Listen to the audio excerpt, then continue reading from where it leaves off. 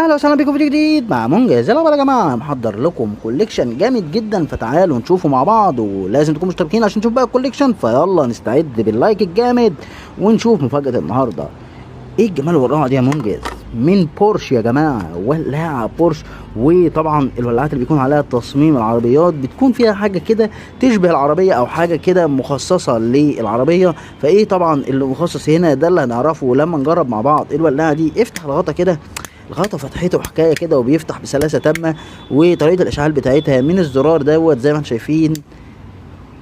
عرفتوا بقى ايه اللي مميز هنا؟ كأن خارج اللهب بتاع العربية اللي هو بيخرج من الشكمان، كأنه خارج من الولاعة زي ما احنا شايفين كده، بنار رفيعة شكلها جامد جدا وبتغير لونها وخطيرة وبتشتغل سخان. ولاعة من بورش، ولاعة مميزة جدا جدا جدا يا جماعة.